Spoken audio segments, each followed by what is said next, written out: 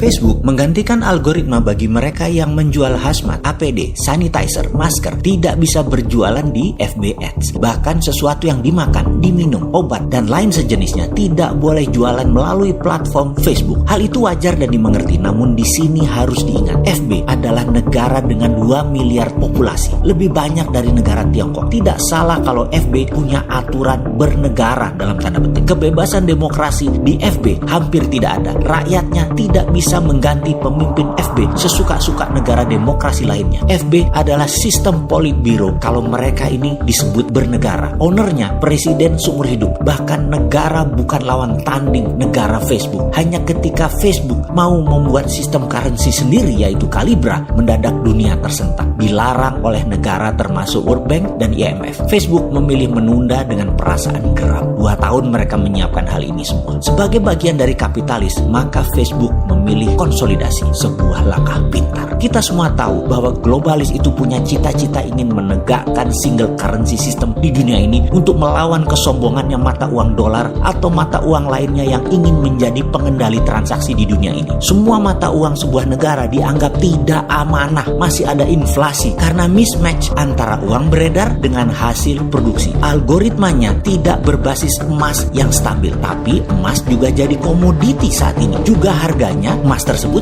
bisa dimainkan. Banyaknya, rumitnya, saling silangnya perebutan kekuasaan militer di dunia antara negara satu dengan negara yang lain membuat globalis punya pandangan lain melihat dunia saat ini. Mereka ingin juga menyudahi negara-negara atau kerajaan-kerajaan ini yang mereka anggap sudah tidak genah mengelola dunia selama 2500 tahun terakhir ini. Globalis punya mimpi, satu currency, satu sistem. Dan untuk melakukan hal ini, akankah mereka melakukan penggiringan opini akan COVID-19 ini? Percayakah bahwa tanpa sosmed, Instagram, Twitter, WhatsApp, Facebook, dan lain sebagainya, pencitraan COVID akan berbeda efeknya pada saat ini? Apakah ini disengaja? Terlepas COVID ini direkayasa atau tidak direkayasa, namun cuitan dan propaganda saling silang di sosmed mempengaruhi 80% pemikiran pengambil keputusan bernegara dan bermasyarakat. COVID mematikan atau tidak, dunia kesehatan menambah 1 bahkan lebih item akan tindakan medis untuk penyakit efek COVID. Slowdown ekonomi dunia ini direkayasakah? Matinya dunia pariwisata, matinya dunia properti, matinya dunia kendaraan bermotor, juga matinya dunia transportasi udara saat ini. Tidak gampang merecovernya. Akan dibukanya PSBB hampir berbarengan di seluruh dunia, tetap membuat kalangan menengah atas enggan bergerak cepat. Kalangan menengah atas sangat aware dan waspada. Mereka kuat masih menunggu sampai akhir tahun pun mereka masih kuat. Sementara menengah atas di Indonesia mungkin hanya populasinya 20%. Namun 80% ekonomi Indonesia mereka yang memainkannya. Mereka masih kuda-kuda. Mereka masih penuh curiga. Setidaknya mereka memilih hati-hati. Tidak ujuk-ujuk, tidak sekonyong-konyong membanjiri mall, memberi Hermes, memberi Chanel, membeli Rolex.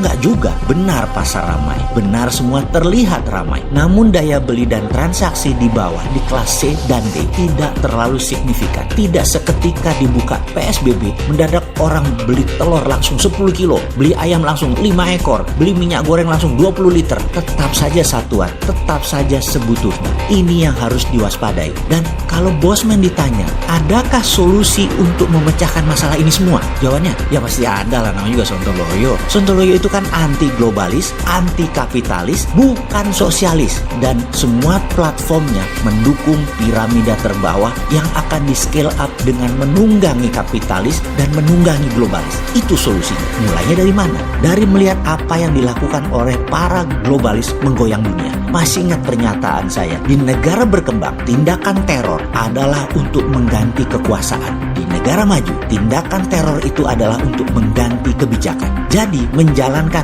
reign of terror adalah bagian strategi perang yang saat ini globalis lakukan. Kejadian white supremacy rasisme yang didukung Presiden Amerika terhadap kulit berwarna menjadi gerakan nasional dan menjadi gerakan dunia. Hal ini akan menyulitkan Trump berperang dengan Cina. Dalam informasi saya sebelum ini, saya katakan kalau saya Xi Jinping, saya pasti sponsori kaki tangan saya atau saya akan bangun membangun sleeping army kita yang di Amerika disiram dengan jutaan dolar agar gerakan itu terus menggoyang pemerintahan Trump dari dalam negeri. Jangan remehkan informasi sederhana ini, tapi percaya saya, Tiongkok sudah lakukan. Lalu modal besar ternyata di-drop juga oleh George Soros. George Soros hari ini bermain terang-terangan, bermain terbuka melawan Trump, dan dia mensponsori gerakan kulit berwarna untuk turun ke jalan. Ini seru. Kemudian Joe Biden mulai melakukan serangan propaganda kampanyenya melalui semua media mainstream kecuali Fox News, itu medianya Trump. Ini seru kan? Asli seru. Di tengah-tengah globalis bermain melawan Trump, Facebook merambah kemana-mana, bahkan masuk ke Indonesia. Sahabat, sudah mulai paham peta kekuatannya. Sekali lagi, Indonesia bagaimana strateginya? Bagaimana jurus Garuda menunggangi naganya? Bagaimana jurus Garuda menerkam elang? Bagaimana jurus Garuda mencengkram globalis? Kita tunggu tanggal mainnya.